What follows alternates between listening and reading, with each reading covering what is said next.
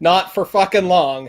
Welcome to the 100th episode extravaganza of the Beard Show. I'm your host, Matt. With me as ever are Nick and Mike. And returning for this auspicious 100th episode occasion of, let's dispel any confusion, the Comic Watchers Show, we've got original hosts Cody and JJ with us. What's up, guys? What's up? Hey, thanks for having us, man.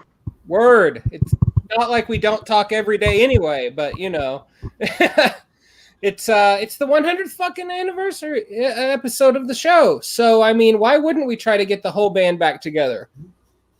You know. So yeah, it's a shame. It's a shame that we couldn't get Arby and Derbs in here, but Arby's a little under the weather right now. Yeah, I mean, given everything. And you know, here all the time. he always works behind the scenes to make sure these things go up in a timely manner with no hijinks. So as Cody was pointing out before we went live and I started cursing every other word, Derbs has the longest show continuity of all of us. So hats off to Derbs. Woo! The man behind the power. We love it. And we couldn't do this show without you, buddy. So if you haven't been keeping up, our former ally Brian Arbizo has a new Wrestling Watch show that just started. I think they've dropped one episode so far. It's pretty badass. Check it out. Even if you don't like wrestling, it's still entertaining. So this week for our 100th episode, in addition to just us being awesome and hanging out and getting the band back together, we're going to talk about our favorite 100th issues out of any series we really want to. It's our show. We'll talk about what we want. So with that, I think we're going to skip news. Is that right, Mike? Yeah. That was the overwhelming opinion is to skip the news. All right. Yeah. The only thing newsworthy was to dunk on the Rob Father this week for some truly crappy things he said on Facebook, on Twitter. And you know what? This episode's all about positive vibes. So forget that. For sure. But Liefeld, we're on to you. So anyway, let's start with JJ because I think he's got a little bit of limited time. And he is, as ever, reporting to us from the interior of a vehicle. No, my phone mount just fell too. Hang on. Okay, I'm good now.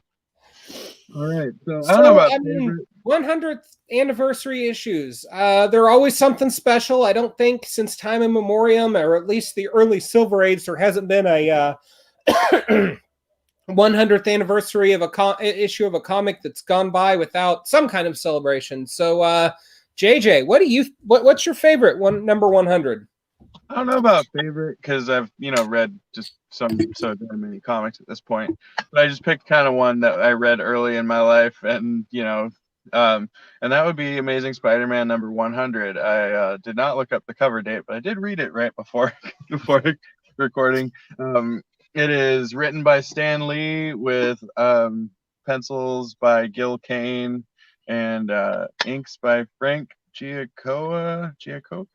I can't remember how to say it. So it is basically a story of Spider-Man deciding he wants to get serious with Gwen and trying to get rid of his spider powers with a potion that he made off panel months before, according to the story. Not that they weren't winging it at all. But so he's overcome with guilt for the death of Captain Stacy, and obviously Gwen hasn't died yet. So he takes the potion and has a bad dream that's kind of like a greatest hits of a bunch of different villains and stuff, and then wakes up with 6 arms. Has the infamous not like this Yes. ending cliffhanger, which led into the first appearance of Morbius, actually, because Morbius is the one who bit him, temporarily removing his spider powers and therefore removing the 6 arms. I've always felt like the 6 arms arc is this weird point where maybe Stan lost the plot a little bit with Spidey. I guess I'm like 70% sure Roy Thomas was writing Spider-Man by now. I think there's a good argument to be made for that. Very much so. I would absolutely stand by that argument. I think around the death of Captain Stacy, I'd say around then is when, if I had to guess, I'd say I feel like Roy Thomas probably took over. Yeah, ghostwriting it, of course. Yeah, because basically, as soon as the issues stop, every panel stopped being just completely over crammed with dialogue, and the overarching story started to make more sense than a series of semi-connected one-off stories, which hadn't really happened prior to, or hadn't really happened prior except for the 10 issues where Ditko got a co-plotter credit before leaving for creative differences, which is about 13 issues. That was cover dated September 1971, so Stan was definitely on the way up. I'm like 70% sure in like 68 Stan stopped writing comics. Yeah. Like, of course, he was still getting all the credit and all the glory, and that's a totally different episode, but... that's when Marvel started getting really awesome. Oh, snap. Shots fired. I've read all of it up to that point, and that's when Marvel really started taking off. But it's also like a big thematic shift in what a Spider-Man story could be, you know? Because there was always a relative level of groundedness in Spidey stories up until that point, and then suddenly it's, oh no, I can't let Aunt May see my extra 4 arms, you know? And it's also an important issue because it leads up to Morbius, who, of course, is a character that couldn't have existed before the changes were made in the code, the comics code, that would allow creatures like vampires. Forbidden. Vampires were specifically forbidden prior to 1971. And to me, without putting a definitive date on it, because I actually happen to agree with Cody in that putting specific dates on these ages and things is kind of just a exercise in self-flagellation. That sea change after the code is really your shift from the Silver Age to the Bronze Age. I totally agree. I think comics getting bloodier and gorier and featuring monsters they couldn't before.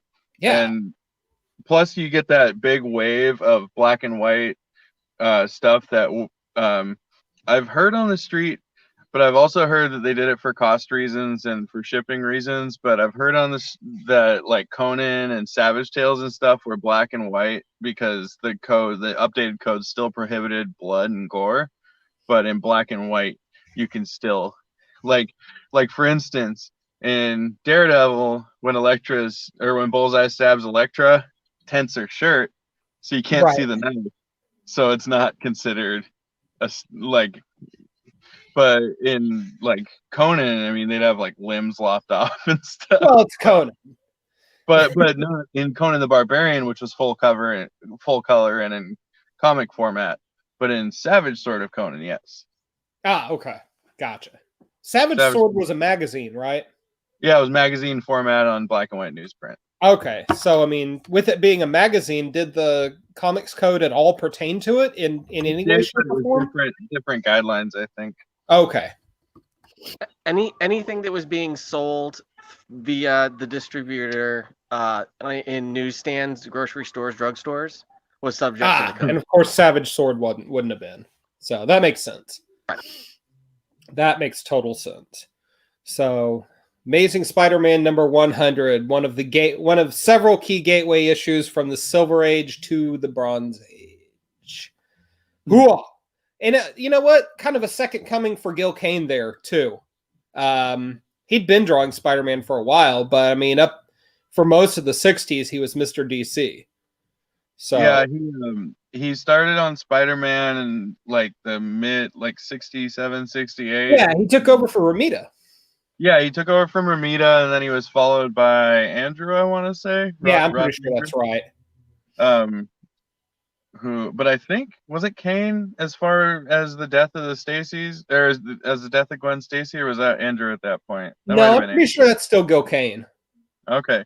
He is amazing though. Like some of his breakdowns and stuff and like his action panels are like head and shoulder. Like Ramita was really good. Ditko was pretty good, but Gil Kane's action. Ditko's just Ditko. There's no other way to put it. Yeah. But Gil Kane, his action scenes were just unbelievable. Well, and Gil Kane, like for my money, is one of the best design artists in the history of the medium. Like that dude designed Hal Jordan's Green Lantern outfit. You know, I mean, that's just such a strong design that it's more or less stood the test of time, untouched for almost 60 years now, or over 60 years. So, and except for when he was paralyzed. A bit of, I wouldn't call it ego, but it was like a pridefulness in what he did, where he intentionally picked really difficult angles to do fight scenes from. Just really, I never knew that. Almost go off. That's interesting. That kind of makes me want to go back and revisit some of the stuff I've got of his that he drew, and just kind of look for that sort of thing. Yeah, like he was really fond of like a lot of shots that had a lot of foreshortening and a lot of like weird one-off angles and like really detailed, interesting stuff. So in that regard, like, what do you feel like he brought to Spider-Man artistically? He brought some really interesting action shots where he did these progressive action shots that weren't done before. Like, you see the ones where like Spider-Man's flipping from rooftop to rooftop and there's like 6 or 7 of them, almost like the Flash. Yeah. Like, like there's, or like a fight scene where he's cartwheeling around people and it shows all those. Gil Kane was the artist who was first doing those. Oh, awesome. Awesome. Like he's the one who was really bringing the dynamic motion to Spider-Man. Prior to that, like, they'd tell you Spider-Man was fast, but you didn't necessarily. Right. It was more of a static image. Yeah. That's what's up. And of course, that kind of became the dominant way of drawing Spider-Man in action for 20-ish or almost 20 years, really, probably till McFarlane. Yeah. Well, I'd say Gil Kane and John Romita definitely set the bar for Andrew, who was pretty young and, I don't think he was young. I think Andrew's career goes back to the 40s, if I'm not mistaken. Wait, Andrew. Ross Andrew? No, I might. Sure. You know what? I'm thinking of Barry Windsor Smith for some reason. Oh yeah, that's Conan, man. That's a different episode. I know. Unless you're gonna bring up Conan number 100, which you've probably read. Death of Billet, I think. So much Conan. Well, all right, we've got Amazing Spider-Man number 100 as our first awesome entry. Nick, how about you, buddy? What's your favorite number 100?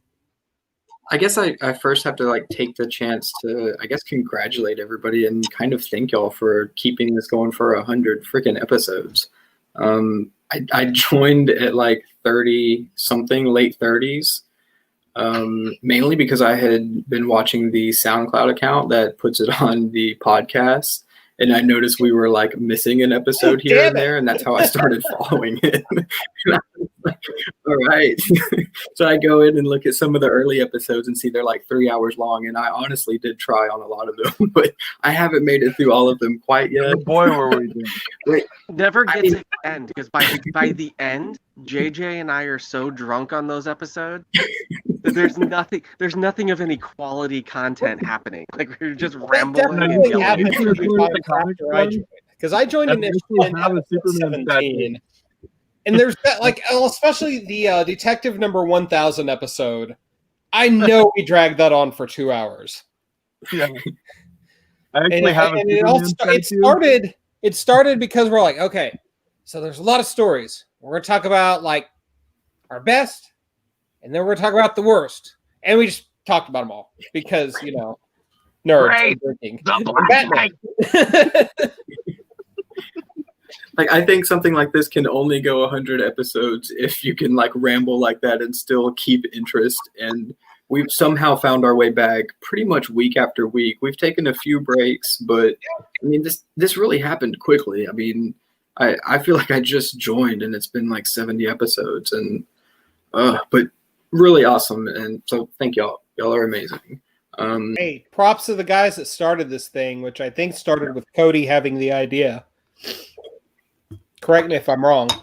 Yeah, no, it was really we had a chat going, just like we do on Slack. We have our rec room chat where everyone just talks, and it was really just like 3 or 4 voices that were drowning out everybody else.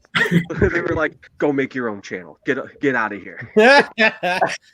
So we did, and as we were doing this, like we would spend hours at a time just talking to each other, all 4 or 5 of us all the time. And eventually we were like, what if people wanted to hear this? Like, what if we did this with our mouths? So we tracked down a time, we tried it, set it up, and it was just away we go from there. Yeah. Yeah, like 10-hour arguments about Vampirella being terrible. Have we gotten to that episode? I think that's still to come because it's definitely on its way, I think. No. But I mean, honestly, it is October 1st, and I'm ready to celebrate all things spooky. I think I stole my choice for my favorite 100th comic, and if somebody else, feel free to take it. But mine actually only released 8 years ago, 2012. Come on, no. Close. The Walking Dead 100. Booyah. It's how could I not choose it? It's iconic for me. I mean, it's the introduction of Negan and PP Pants City. It's like, Yes. it's everything I want in a comic, really. I just read it again before the show, and I think I could read that book 100 times. The dialogue is so great in it. It's a classic Walking Dead book in that there's not quite as much zombie slaying. It's heavy into character drama by this point. Looks a lot different than the show, actually, because Rick's out with Michonne on the group, and he's sitting on top of the RV at night, holding down the fort pretty much. And that's when the Saviors show up, rip him off the RV, and, shit hits the fan from there. And it's very different from like the whistle scene you get in the TV show where everybody's like corralled and all of that stuff. And it's one of like biggest differences just because of the context of, that sets up that conflict. And, from there, they pretty much fall right in line with the TV show and the comic. And I think that's what makes it, it just shows the quality of execution from writing to artwork. You can see how deep they pulled from this comic, and Negan is, word for word in this. And for I will say, if I may interrupt, Negan's dialogue works wonderfully on page. Yeah. Maybe doesn't translate so faithfully when spoken by an actual human being. It took Jeffrey Morgan a couple seasons to get the tone right with Negan for an appropriate TV character. And honestly, I think it was the restriction of the F-bombs. Oh yeah. It's like every other word, and sometimes, like 3 or 4 F-bombs in a row in like a different usage. And I think that it just, it's just fucking iconic villain. And I love it. It's everything I want in comics, and is the obvious choice. As soon as y'all mentioned, what's your favorite 100 comic, all I think of is that bloody Lucille, like heavy shadow cover, and actually a connecting cover, which is really cool. To me, that's everything. And it was pretty funny because like the choices seemed like obvious classic superhero issues 100s that feel monumental, and the show happened on October 1st. How could I not go with a bloody Lucille bat? So, that's definitely my choice. I think it may be tough to find now. I don't know how much it's going for. If you're trying to pick up the issue, it's probably over $50, I'm sure, just because of the whole Negan appearance thing. But it's worth having. It's worth buying. And the whole run is being reprinted starting, I think, next week. I think it already came. I think the first reprint issue already came out. Oh, did it? I believe so. No? Not yet. Nobody says no. I think it's next. I think it's next new comic. I'm pretty sure it's next week. Okay. I wanted to say, just to jump in, I've been watching the show since day one, and I've only read the first trade. So I'm real excited for the reprints. I plan on going through as the reprints come out and reading it really for the first time. It's gnarly reading the first issues, knowing what happens later. All all the stuff with Carl and damn it. Lori. No, Gotta say it Lori. right. The stuff between Carl and God, what's the main character's name? I'm so tired. Shane. Frank? Shane. Yeah, that's great. I think he's trying to say Rick. Yeah, I think so. The mean character. The stuff between Rick main and character. Carl, I did not hear that. The sweet family moments make you so sad. Yeah. It really holds up well on that end, because even in issue 100, like, you know what's terrible to come, and somehow it like gets you to root for them. What gets me about issue 100, it isn't just like the perfect way that it sets up Negan as the ultimate dick swinging badass of this world, right? Yeah. But and obviously up until that point, Kirkman had been more than willing to sacrifice his characters. So the idea that it could be Glenn that was killed, like, of course, was hanging out there. But the way that he goes is so utterly brutal and unsparing of your feelings when it's happening. And like, just hats off to Kirkman for pulling that off, because obviously death was just no stranger to the book at that point. I'm still sad about Tyrese dying, the way that he goes out, Kirkman is definitely the Tom Taylor of the 2000s. He was really good at making you love a character right before he shot them in the face for like no reason. Oh, definitely. Yeah. And even like when it translated to the show, I think a lot of people credit that moment as kind of when they stopped following. Glenn's death is a lot of like what you hear on why people tuned out of the show. And yeah, because of its sheer brutality, you mean? Yeah, and it almost got me. Yeah. Like I had let it go for a while because we had cut cable, so I didn't have AMC, and then it finally, like 2 or 3 seasons had shown up at once, and we had just moved, the baby wasn't born yet. I was like, I'm gonna binge watch this while I've got time, and I hit that point in like the first night, just like, no, but maybe it'll get better. And then for like 3 seasons, it's like, no, when is it gonna get better? Seasons 7 and 8 are a freaking slog, man. And God, and what sucks about that though is that it's the character of Negan that gets sucked into that decline in quality in the show. Like, people identify him with Walking Dead starting to suck. Mm-hmm. And I didn't feel like it started to suck, but I felt like it was just so hard to watch. Like, how much of my emotional investment and my emotional well-being is worth sacrificing to get to the other side? And eventually I decided, well, fuck it, I'm already damaged. Yeah. Eventually, like, people either, stay pretty much warm-hearted to this, and it soured a lot of people's opinions on it just because of, I think it was just off-putting. And you eventually, you kind of get a little cold to it, and you're just like, fuck it, I'm here, and I've been here for a while, I'm just going to keep going with it. And I would say the new showrunner, to get away from the 100 comic, they brought in the new showrunner in this newer seasons, and they have just killed it. And it's really absolutely cool, and really excited for kind of the future of The Walking Dead. And, especially, I think, to even talk about all these spinoffs and all this cool stuff that's happened, it's because of moments like in The Walking Dead number 100, really. No, like those absolutely. milestone achievements, It speaks very, very clearly to the strength of the source material. Yeah, absolutely. Kirkman just struck absolute gold, the kind of gold that in comics or really any narrative media comes along only every great once in a while. Yeah. So hats off to Kirkman. Hats off to Charlie Adlard. Yeah. Tony Moore. Props for the first 6 issues.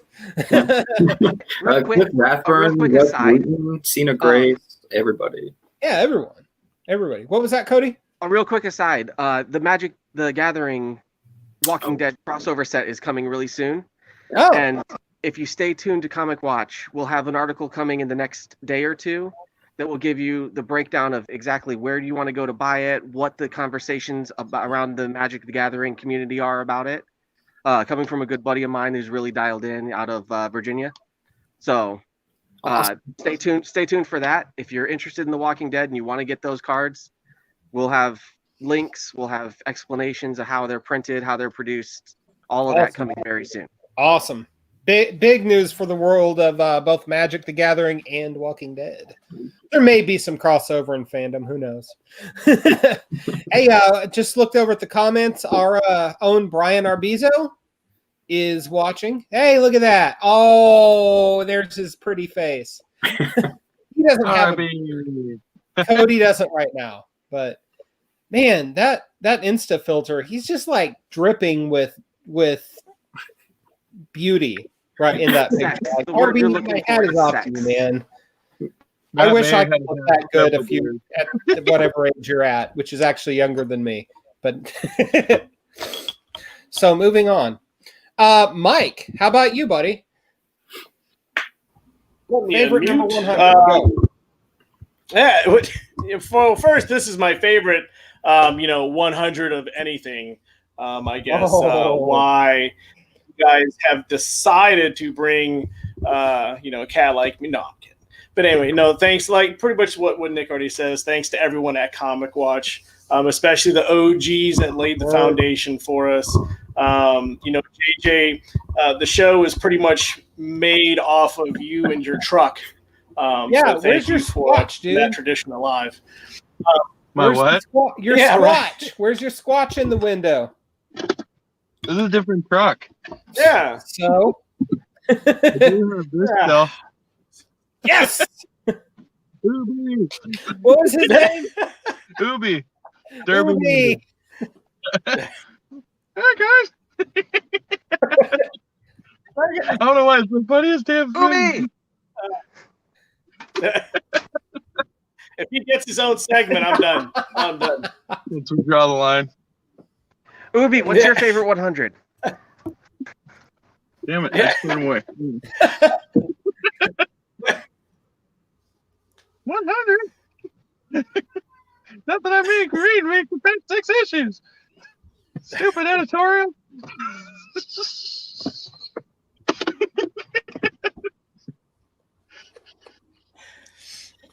It is kind of funny when you read a lot of Bronze Age comics and you get random stuff like Warlord making it to 132 issues.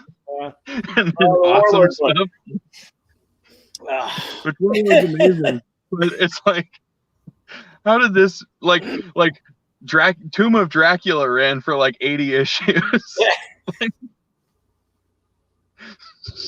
Oh, good gracious. But as far as my favorite 100 issue, I tossed around a few, but I think overall, just for the mental bashing that the fandom took would have to be Teenage Mutant Ninja Turtles 100.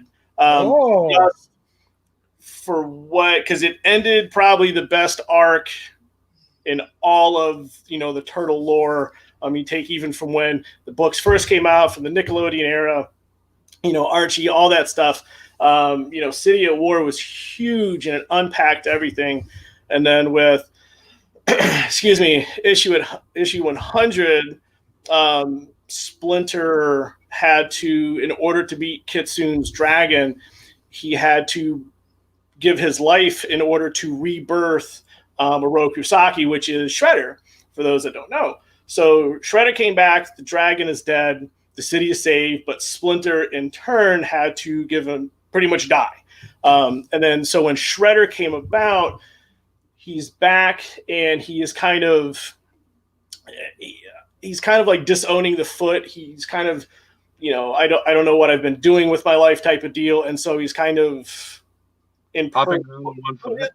Yeah, kind of like middle of the road right now and kind of trying to just figure out what he wants to do. But Crane goes underground, and then as the book now moves forward, Mutant Town is pretty much, there's a wall in New York that's around there. So there's social commentary, but we also see the turtles go into a state where we've never seen them. There's human feelings, emotions. Sophie Campbell took over the book, and she brought friend of the show. Hi, Sophie. Yeah. Come back. No, but I mean, she completely revamped everything that about the turtles. But the thing is, it's not a change that you can't get behind. I have yet to, I don't think I've read anything negative.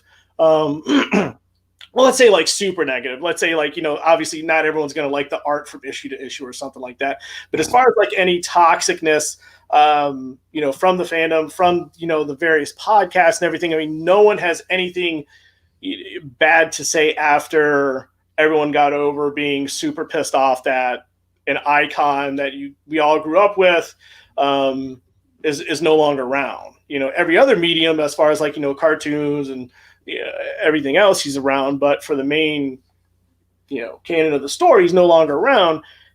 And it just feels right. Now you feel that you grew so much with, the turtles from 100 to really 101 to 104, 105, because you went through pretty much you suck. Like you maybe you ugly cried a little bit, when you read that Splinter died. Maybe I did. I don't know. I'll never admit it on live show on the interwebs. We're all safe here. I ugly cried, by the way. No one tell anybody. I post this on Facebook or MySpace. But yeah, no, I think issue 100 just for something that shook the fandom and shook the universe. Yeah, I mean, it just, I still read it, I mean, it came out, I think, December of 19, so it's not that old, but it's still it's forever going to be one of those issues. I'm going to be 85 in a retirement home, drooling on myself, rereading TMNT 100 and going, God, this sucks that Splinter died. Love everything else that they've done, but it really sucked that Splinter died and I ugly cried. And now the internet and the world knows it. So, well, and no shame in that game. Here's the thing, though, about not just Sophie Campbell's run, but Death of Splinter, the stuff that preceded it, is there's legitimate character growth going on throughout this stuff. Mm-hmm. Like, I remember reading those Sophie Campbell issues, and of course, number 100 that led up to it, and my inner 10-year-old was just basically traumatized for one, and then just completely stunned to see this 3-dimensional rendering of characterization with the Ninja Turtles of all characters, and it's not that them or any character doesn't have that potential. I mean, Nick, you're digging on Ryan Parrott's Power Rangers right now for pretty much the same reason, right? Yeah, pretty much. The idea that any character has this potential within them to be unlocked and to truly draw you into their inner life and their struggles and their grief and their turmoil is powerful. It's one of the most powerful things that comics can do, because they're not just giving you the words of this, but also the pictures to go with it. No other medium can do that in the same way, right? So to see this done with the Teenage Mutant Ninja Turtles, again, of all characters, it was just nothing but revolutionary in my mind. Yeah, and it really feels, I mean, from everyone from, Eastman, Waltz, and, Pattison, Campbell, just everyone, that whole team just feels so cohesive, even, Sean Lee, who does the lettering, and they, some things might change. You might get a different, artist, and now Sophie Campbell and Rhonda Pattison are sharing like script duties and stuff like that. So you see some different things, but it gels so well together. And these guys have been with IDW on this on the series pretty much the inception. I mean, with some minor tweaks and some minor parts, but so you do 100+ issues, and you don't even really, at that point, you're not even talking to each other, because you already know what the other person is gonna go off of and what to expect when they receive work or whatever. And yeah, I mean, it's one of those things I would definitely recommend to anyone who is kind of stuck on the, the Turtles, maybe, Rise of the Teenage Mutant Ninja Turtles on Nickelodeon or something like that. That maybe is like, the Turtles, whatever. And Matt, I think you said this on our Sophie Campbell show, where you said these aren't these aren't the turtles that we grew up with. These aren't your grandmother's turtles. These are something different and everything. But I think that's true, especially now because we've seen some more emotional turtles. What's that? Your grandma kept turtles? Don't worry about what grandma kept, sir. She lived. She kept the moonshine recipe. All right. But, sorry to cut in, but I actually got to bail. I got some stuff I got to do. But thank you so much for having me. Yeah. And happy 100, and here's to 100 more. Woo! John Jack. Love Ellis. Thank you for stopping by, my friend. And I truly mean that, my friend. To the ferry. In closing, like I said, I just think that, like I said, I'm going to be 80, drooling on myself, and still talking about this issue. So it's pretty good. Next year. Damn. And it took me a minute to find. You should definitely. I'm going to go ahead and plug. You should definitely check out the episode 57. Is where we talked about TMNT 100. And here we are on 100. And I believe it was 76 that you had the writer on. Yeah. Sophie Campbell, yeah. So there's a couple of episodes that we've plugged this show here, or this series here. And when we read issue 100 back for episode 57, I remember thinking, like the Turtles aren't really my thing. Like I said, I'm definitely digging into more Power Ranger stuff now. That issue kind of showed that it would be something I could get into pretty easily. Yeah. Oh yeah. Definitely. I think it's just a quality thing, and it's easy to see, Well, and I mean, it's. I kind of want to at least partially retract what Mike quoted me to have said, because it's not your grandma's Ninja Turtles, but at the same time it is, because these are logical character progressions. Okay. 10-year-old Matt recognizes this is Michelangelo. 40-year-old Matt can read that issue and be like, wow, Michelangelo is really unable to cope with his grief. Right. And I'm able to intuit those two things together and draw a through line between the 10-year-old experience and the 40-year-old experience in a way that makes sense. It's actual maturation and character growth. Yeah. So, I mean, hats off to everybody that's been involved with Ninja Turtles in the last few years. Yeah, I mean, I'll be honest with you guys. Like, I haven't checked out anything Turtles related since the 1900s. Love it. But the way that y'all are talking about it, like, that's got my interest. Like, I'm gonna go back. We've got them in the archive.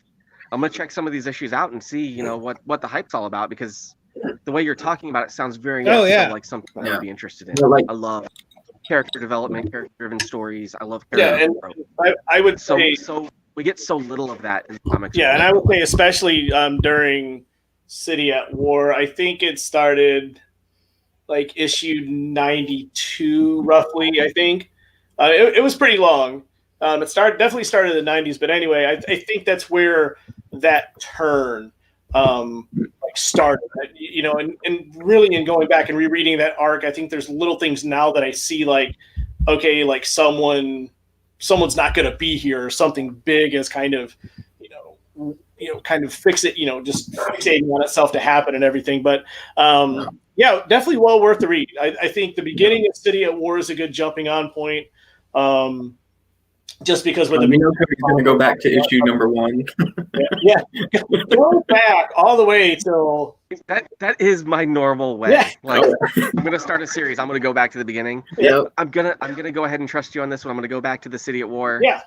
And pick up from there, and I'm going to check it out. And I'll be in touch. And definitely, go to comicwatch.com. I did an interview with Kevin Eastman, and where we talk about City at War, just a bunch of crazy, wacky turtle stuff. So you can also go to and read that interview too, as well.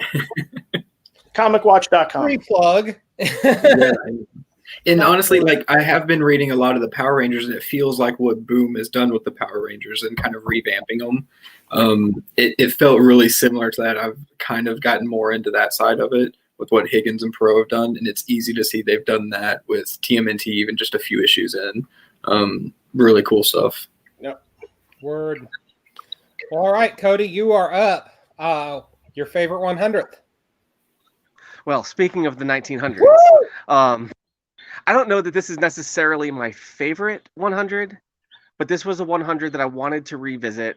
Y'all gave me an excuse. I appreciate that. X Factor number 100 from 1993. 94. Oh, okay. A little bit of a deep cut, relatively speaking. Really kind of is, right? Like I was thinking about this earlier. I missed the Mutant Watch episode on X Factor. I was real sad about that. You should have, because it was a great episode, dude. But y'all do that show too damn early on a Saturday for me. That's true. It's so early here. I'm going to be there this week, though. So here's a quick plug. This Saturday, Mutant Watch is going live with a discussion about X-Men editorial over the years. Ooh, it's gonna get wacky. I'm real excited for that. I'm gonna have set an alarm, but whatever. It is what it is. X Factor 100. This is J.M. DeMatteis on writing, which is a kind of a forgotten era of X Factor. Yeah. We got Jan and Al on art. We have soon-to-be friend of the podcast, Richard Starkings, on letters. Oh, let that cat out of the bag. Next week, tune in. What? Richard Starkings, he of Comicraft and, Comicraft Legend? Founder, Elephant Men, Ask for Mercy, Warrior Magazine back in the day. Like, this is a stalwart veteran of the industry. Absolutely. Living legend. And not for nothing, our first letterer on the show. Letterers? What? Yeah.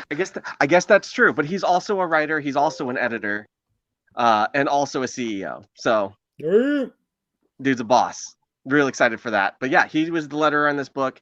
This book is mostly remembered as the book where Jamie Madrox's Multiple Man dies of the legacy virus. Yes. And it had been a slowly rising storyline. Havoc didn't even know he's the team leader. Like, most of the team didn't know. Polaris had allegedly just put it together. So they're throwing down with Haven, who has a kind of nuclear option. We're gonna kill 3/4 of the population to force a new dawn, right? Woo-hoo! We're gonna cut out all of these years. We're expecting 700 years of hell to get to the next plateau where we have heaven on earth. So I'm just gonna accelerate that, and we're just gonna be done with it, and everything's gonna be awesome. And Rain has already signed on. Like, Wolfsbane had been bonded with some kind of Genosha stuff, like bonded to the mutates, and during that time, Jamie gets infected with the legacy virus. For our younger fans out there, legacy virus was like a straight analog for HIV. Yep. Back when HIV was a death sentence, which it no longer is. So I mean, it's a very dated book, right? Like, there are some thematics that are happening here that don't really translate to now, but they go through this fight, and 3/4 of the issue is really just a wall of text and a discussion of morals. That sounds like a DeMatteis comic. Haven and Alex Summers are just saying, like, she's like, don't you think if you could kill this one person now and have a better future, it would be worth it? And Alex is desperately clinging to the dream of Xavier. And I mean, just standing by it, like, you're under arrest because they're a government agency at this point. Val Cooper has gone, like, deep undercover agent with Haven. So she's not really with her, but it looks like she's with her. Like, it's crazy. There's a lot of philosophy going on. And what made me think of it recently was, we've got Hickman's vision of the X-Men and Dawn of X, which is basically taking Haven's side. I feel like Interesting. the current X-Men run is saying, yeah, no, Xavier's dream, that shit busted. Like, that's not gonna work. So we have to come up with a different plan. Now, he's not gonna kill 3/4 of the population, but he is going to blow up the plan, say Xavier was wrong. There's even a line in there where I think it was Polaris says, "You're just as crazy as Magneto, Sinister, and Apocalypse." And it's like, oh child, it's going to come back around. They are going to be your allies. And then some. So I mean, it was a really interesting issue to revisit. Jamie's death now, knowing it was a dupe or whatever, isn't as impactful as a reader as it was back in the 1900s. But that bygone age, that bygone era, horse and carriage, blah blah blah, whatever. But it was still a really interesting book to see the kind of progression or lack of progression in the overall storytelling of the mutant population of Marvel. Where we're still having the same arguments. This is almost 30 years later. We're still having the same arguments. We're coming at them from different angles, but nothing has really changed. So when I see people kind of poo-pooing Marvel in the 90s, like I kind of want to say, y'all ain't come that far. Marvel's not Image. Right, with the massive progress that Image has made from where they stood in 1992 to where they stand now, the storytelling really isn't that much more advanced. Like, you do a lot more with art than you do with text. Grant you that. But the actual storytelling, the themes, the overall thematics are about the same. So, yes, a fun classic to go back to. It took me a real long time to read it. A lot of words, lots of words. That issue to me always kind of stands out because X Factor kind of struggled with what it was and what it wanted to be after Peter David abruptly left. Like, it went from being the government book with the quirky sense of humor, and then Peter David has a fight with editorial for whatever reason, ditches the book mid-story arc. Well, I know the reason, but yeah, I mean, Peter David, moral compass of Marvel Comics, yes. By the way. Hell yes. Moral compass of humanity at this point. And we will get more into that on the Mutant Watch episode on editorial. Yeah, we'll get there. So yeah, like, there's this fundamental shift, and then I want to say Lobdell's kind of pinch hits for 6-7 issues. It's only a few, and then there's John Francis Moore for a few. Like, it's real. Are you sure? Because John Francis Moore, I thought, took over after Age of Apocalypse, or rather during. Yeah, during and for 6 issues. Okay. And then but then after he left, then we get Howard Mack took over and finished off the one. But yeah, there's this weird ass period where the book's just super unfocused. They clearly don't know what they want to do with it. And here comes DeMatteis. And I think for a lot of readers, DeMatteis is automatically synonymous with Kraven's Last Hunt. And I mean, he should be. That's a classic. Interesting. Not for me. Justice readers. But not for Cody. Go on. No, Justice League for me. Totally. Okay. Yeah, that's a very fair point. Although JM and Giffen on Justice League is definitive for both of their careers, I feel like. But that's co-author deal. Solo writer. DeMatteis is Kraven's Last Hunt all the way. In terms of public perception, anyway. How about that? Because, I mean, we could talk about Moonshadow, which is pretty damn good, too. But, it's the mid-90s. The clone, he happens to take over Amazing Spider-Man, the issue after Peter's parents are revealed to have been freaking T-1000s. And the book takes this immediate melodramatic turn, which of course leads to the Clone Saga, which that's a whole nother episode. But of all people to follow up Peter David, I would never have ever, for continuity's sake, pick J.M. DeMatteis. Now, maybe if he were writing with Keith Giffen, and maybe that's what Marvel thought they were going to get. Bill of goods sold. But I feel like I can see the kind of connective tissue there a little bit more than you can. Because DeMatteis and David were both very concerned with character writing. Yeah. Not for the plot, right? So like there's this moment in 100 where they're banished to like a fringe outer dimension and everybody's melting, and when they come out of it, like random's a pool on the floor, and that's the first time we see that. But they have this like really good psychobabble new age kind of breakdown of each character. Right. And as I was reading that, I was like, this is Doc Samson going through it with these people. Like, this is very much in the same spirit as David's run. Not executed the same way. Right. But I felt like the intent was the same, and that's why it worked for me. That's Lobdell was actually the cushion between them, if I'm not mistaken. Right. Yeah. And that to me is far more jarring to follow up David with Lobdell. That's night and day difference in terms of execution. Right. But I mean, and I actually haven't. I'm guilty of having not read X Factor 100 at any point. So that's one of those things I need to get on. Like as a fierce Peter David loyalist, like I've always kind of looked at that immediate post era, like. I mean, back then I was 13. Yeah. So I was just reading what I could get my hands on. I wasn't at the point where I was looking for authors and like recognizing who's writing this, who's drawing this. Like, right. Maybe a little bit thanks to Wizard, and that's something I feel like current generations are maybe missing. But definitely. But for the most part, it was just like, I don't know. It's X Factor. I like these characters, so I'm gonna follow them. And now it's as an old man where I'm like, who wrote that issue? Because that issue did not sound like the issue before. Definitely.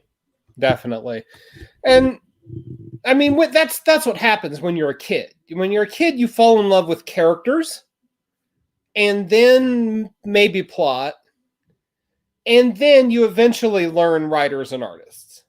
Probably in that opposite order, So I can totally get behind that. Like my first exposure to X Factor was during Executioner's Song as part of that greater narrative. And take a shot. And so for me, they were just kind of the government guys. And it wasn't, there you go.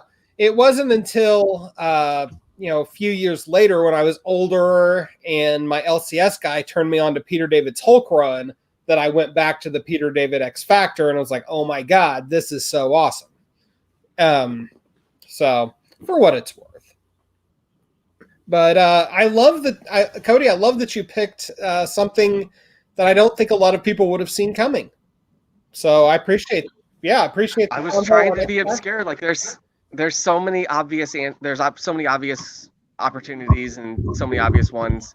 I actually almost ran with JJ's Action Comics 100 or maybe Detective Comics 100 just for the shit of it. Like I've been reading a lot of Golden Age books lately. Yes. And really enjoying. I hate the term Golden Age. It implies that they're better than anything else. That's bullshit, but whatever. But I do like the idea of going back and reading these old books, these foundational books, and seeing some of the stuff that was happening there. So like I recently did a Captain Marvel comics number 18 from like 1941 or something crazy like that, where it's the first Marvel family reference. You've got Freddie, Mary, and Billy all in the same book. And it was a really fun book to revisit to see, honestly, like how progressive it was at the time. Like Fawcett was all about inclusion way before it was not just cool, but like okay. Yeah. Way before it was okay to be inclusive. So that was fun. I mean, and that was something I thought about. This is the 40s. Like shit was super racist. So yes, shit was super racist. I've been trying to find a Captain America to review from then because as you all know, like Captain America is my number one dude. I can't. Like the Yellow Peril is so heavy in those books that there's no not talking about it. And it's 2020. I'm tired of writing negative shit. Amen to that. I want to write positive stuff. I want to find stuff that is something that I love, that I want other people to love. So you know what? I'm all about those positive vibes. So with that in mind, I'm going to give you my favorite 100. And you might think, looking behind me at the framed, oversized Uncanny X-Men number 100, that's what I'm going to talk about, but that's not what I'm going to talk about. That's for Saturday. Free Talk for the Mutant Watch podcast. Brr! No. Yes. I'm actually going to talk about Ultimate Spider-Man number 100. I was thinking about this today. So, for a whole generation of fans younger than I, Ultimate Spider-Man, which ultimately, no pardon the wordplay, leads us to Miles Morales, who along with Ms. Marvel are the best two characters to come out of Marvel in the last 20 years. That's the definitive Spider-Man run. And I got into this with a gatekeeper on Facebook yesterday. So the timing is a little fortuitous. And his opinion was, well, the whole Ultimate Universe eventually gained its own continuity and defeated its own purpose. And so you might as well just read the real thing. And I was just like, you know what? Fuck you, dude. Stop being a gatekeeper. Two, for an entire like I said, for an entire generation of kids younger than us, this is Spider-Man. And so I absolutely love the Bendis and Bagley run on Ultimate Spider. I love the whole Ultimate Spider-Man run. Don't get me wrong. But the Bagley era was something just special. It was lightning in a freaking bottle, okay? So you get to issue 100, and I don't know how to fix it. Just leave it, because Mike looks like a sea captain, and that's how we're leaving it. So, issue 100, actually part 4 of Brian Michael Bendis' Ultimate Clone Saga, which takes the entire Clone Saga debacle from the 90s and boils it down to 8 issues. And basically addresses the question, how messed up would it be if there was another version of you running around? Oh, we lost Cody. And it's just great. Like, it's the middle chapter of the story, which is even weirder. Like, you never see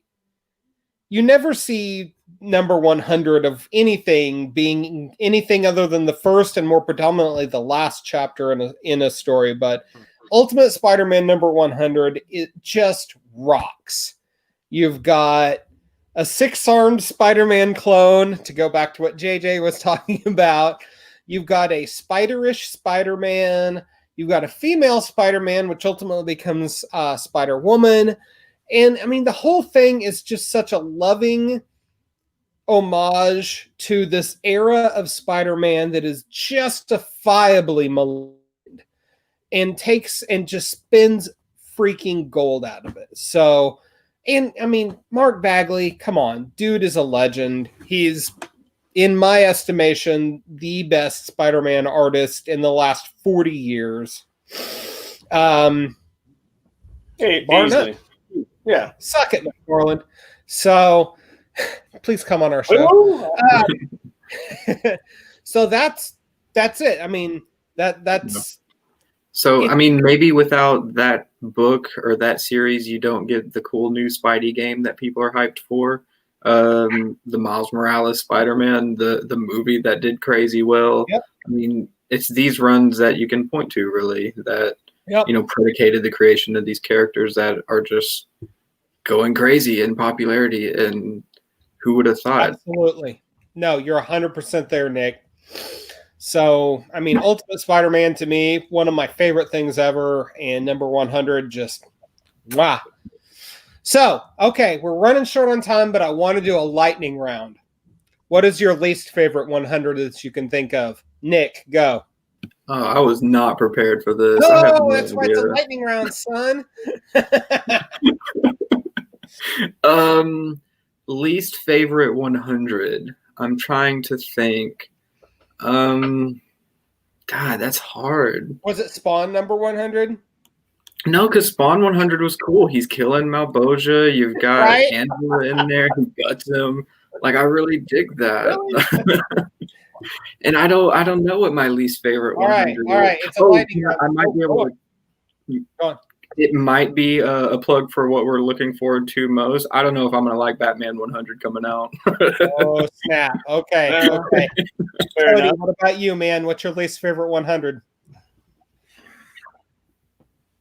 Who, me? Yeah, your name Me? is Cody. Yeah. I didn't hear you. I was still listening. I was actually just thinking about, like, I think I'm gonna be excited for Batman 100s. I don't know what you're talking about. Yeah, I mean, I'm ready for that shit. I'm ready for it, but I think probably my least favorite 100, that at least that comes to mind. I mean, Scoop did mention Green Arrow 100 when Connor Hawk was Green Arrow. I hate Connor Hawk, but whatever. I didn't read that shit. I had a joke ready. Probably the lamest dispatching of a great DC hero to have occurred in the 90s. Yeah. All props to 0 Hour. Holy crap. Ollie got his arm caught and got blowed up in an airplane. Like, yeah, dude, come on. So brutal. Yeah. But I think for me, my least favorite 100 is probably adjectiveless X-Men 100. Oh, yes. We're in the middle of this like weird intergalactic slavers arc that was not good. And it's Claremont writing post Claremont being cool. It's the most Claremont book imaginable. Yeah, like Leno Francis Yu on art, I think, if I'm not mistaken. And yes. It's not his best work. I'm not a huge fan of his anyway. I think he's a great person. Like I like him as a dude. His art doesn't do anything for me. I have a Chromium Dynamic Forces variant signed by him for that issue that I bought it because it was cheap. It was cheap because it wasn't good.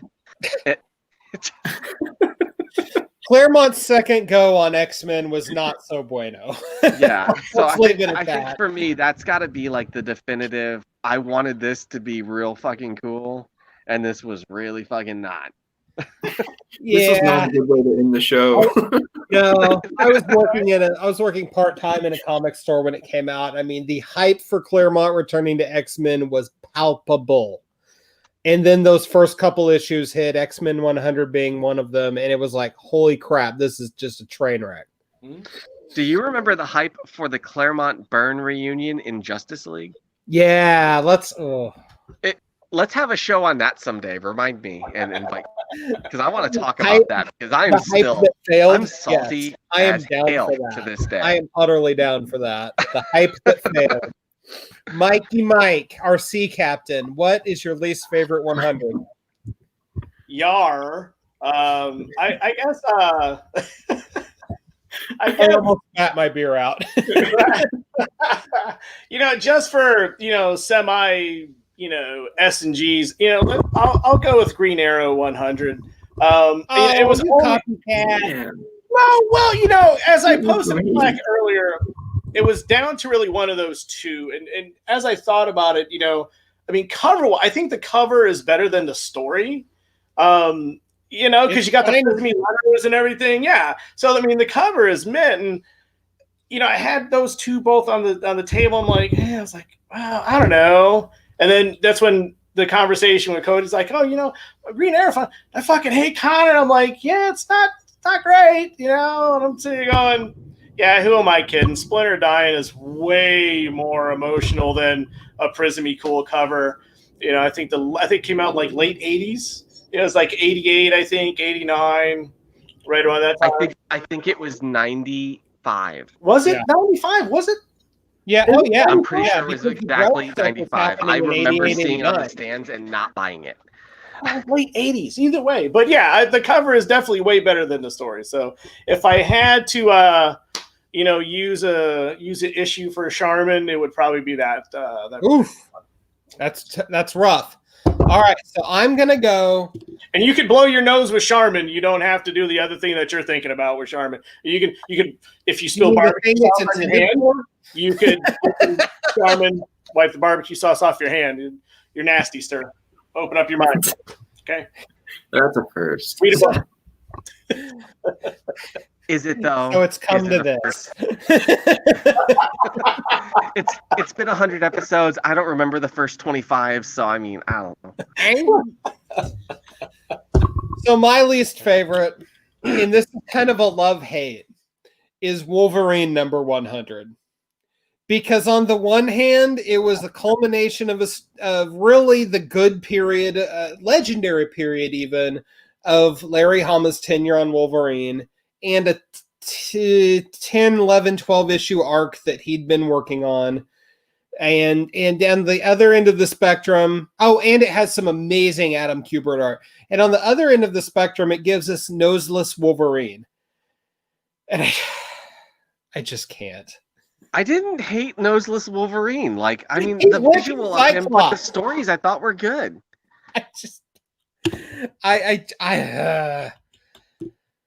It says something about the nature of that story arc that even under the same writer, the whole noselessness thing just faded away without explanation. So, but man, he killed Cable's kid and he killed him hard, and you know what? Tyler deserved it. So, but so it goes. There's some meta level to that. Yeah. We do a whole episode on Cable and the weird Summers line, but we won't. For sure. But I felt like, I don't know, the idea of a Savage Wolverine and then the slow regeneration back to having a nose, or however you want to phrase it. Like, I don't get so. I'm not arguing the concept, but I am arguing the execution. How about that? Running around on all fours. I didn't hate it. I really didn't hate it. I honestly, I was digging Wolverine in that period. I know that I'm the outlier. You are the outlier. I liked it. I enjoyed it. That's okay. That's all right. Fuck That's Genesis. That guy's terrible. Terrible name. Well, terrible waste of a good name. Let's put it that way. Yeah, terrible waste of a good name. Damn it, Cable. Why'd you have a lame kid? Well, did we expect anything different? Leave Cable out of this, unless we're going to get into Kid Cable. Ooh. There's got to be something like slightly meta, at least, about a celebratory 100th episode that pretty much devolves into people complaining about comics they didn't like. This was supposed to be a lightning round. Good point, Nick. That's very fair. We celebrated, it started, then we're yelling at the clouds. I'm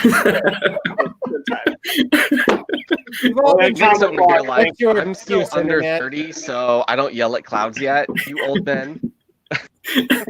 Wait a second. I can't. Am I the oldest one on here right now?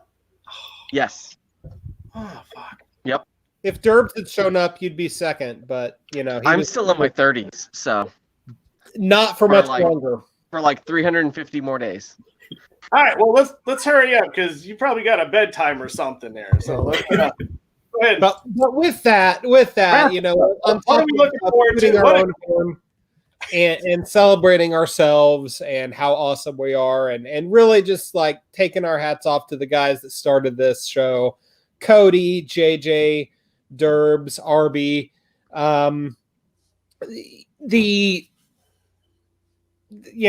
I realize it was a mess at first, but it was a mess that's turned into something really cool. And for me, getting to do this show once a week or every other week when you are sick and miss the Chuck Austin episode is kind of like the highlight of my week. So hanging out with you dudes and talking comics or talking to creators. I mean, we've got a hell of a slate lined up, and we've been so fortunate to have some of the amazing talent that we've had so far, including MCU alum David Dasmalchian. Wow. Show up on our stupid little podcast has just been nothing more than humbling.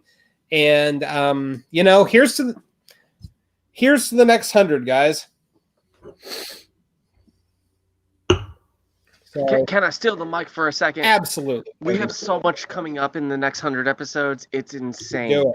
I can't even handle all of the emails that I'm getting about interview opportunities. I mentioned Richard Starkings next week. There's another special guest for the week after, possibly more than one special guest. We'll get there. We'll figure it out. We have a handful of people in the wings. Like, I'm having a difficult time managing scheduling all of these opportunities. So stay tuned, folks, because things are about to get hot. Oh yeah, especially if you're a Power Ranger. 100 episodes of us yammering is something like, wait till you see what's coming up, because it's legit. Yeah. So thank you all for listening. Thank you for supporting us. Thank you to our sponsors. Nick, who are they? No, I'm just kidding. But Frankie's really, Comics and Lemon Juice McGee's Comic Cavalcade. Yeah. We love them. They have cool comics. And Frankie's Comics just dropped a awesome new Valiant cover for Bloodshot that you've just got to check out. It's on a particular Detective Comics homage that people are really going to dig. Go to frankiescomics.com, check it out. Lemon Juice McGee's on Facebook is always running live auctions, always got cool stuff up for sale. You can check out their website at lemonjuicecomics.com. Definitely check them out. They're really cool people. They love comics like us, and they really are just hyped about the industry and getting people to read comics. And they're willing to support us. So, I mean, what the hell? We'll give them a shout out. Thanks, guys. And thank you, everyone, for listening. Thank you, guys, who got the show started. Thank you to Nick and Mike for hanging out with me every week. I am your host, Matt. This has been episode number 100 of the Comic Watchers Show. You can check us out on SoundCloud, Facebook, YouTube, iTunes, Spotify, wherever finer podcasts can be found. And until then, support your local comic store, be kind to each other, and for science's sake, wear a mask. Good evening, and Odin bless.